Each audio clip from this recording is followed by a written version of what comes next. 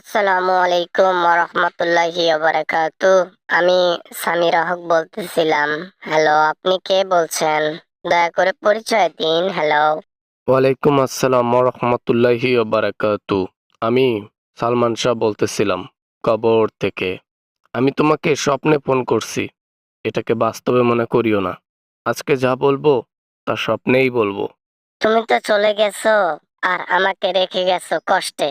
এখন আমি মানুষকে জবাব দিতে পারি না। তুমি তো চলে গেছো, প্রমাণ কিচ্ছু রেখে যাওনি। আমি আসিনি, আমাকে পাঠানো হয়েছে।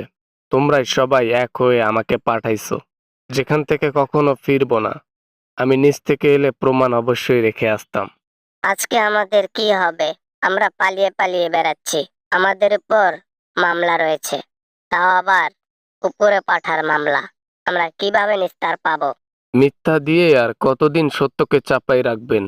সবকিছু খোলসা হয়ে গেছে, সত্য বেরিয়ে এসেছে, মিথ্যাকে ভেঙে চুরে ছারখার করে দিয়ে।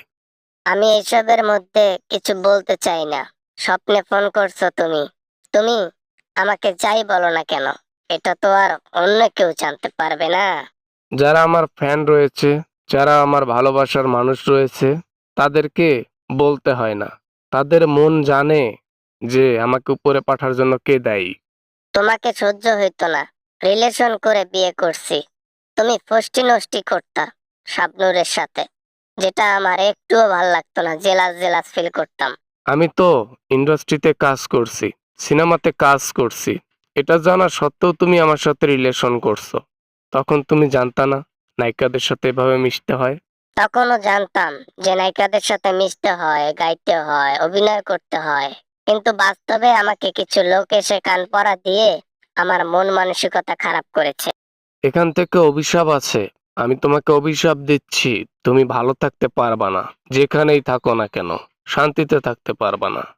আমাকে যে কাজ করছো, আমাকে তোমরা আমার সাথে যা যা করছো, তোমাদের সাথে তাই তাই ঘটবে, দেখিও।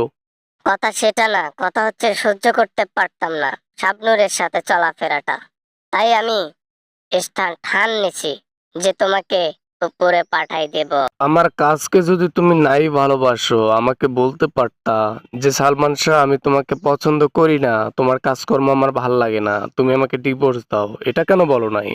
তখন এত কিছু চিন্তা করি নাই, শুধু ভাবছি আমি যাকে ভালোবাসি সে অন্য কারো হতে পারবে না। হয় আমার থাকবে, নয়তো কারোই থাকবে না। আমার মা শুধু বিশ্বাস রেখেছিল মনের মধ্যে যে আমার ছেলে কখনোই এইভাবে উপরে যাইতে পারে না, পারে না, পারে না। তাই তো 30 বছর পর ন্যায় বিচার পেল। তোমার মাকে তুমি কি স্বপ্নাইছিলা নাকি যে আমার উপরে যাওয়ার পেছনে কে কে রয়েছে, কার কার হাত রয়েছে? স্বপ্নাইছিলে নাকি? স্বপ্না লাগে না, স্বপ্না লাগে না। এটা মা, মায়ের মন যা বলে তাই হয়।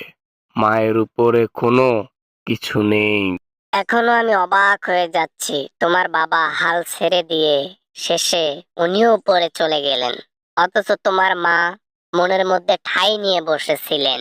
এই আশায় যে কোনো না কোনো একদিন আমার ছেলের ন্যায় বিচার আমি পাবো, এই ভরসাটা মনের মধ্যে রেখেছিলেন।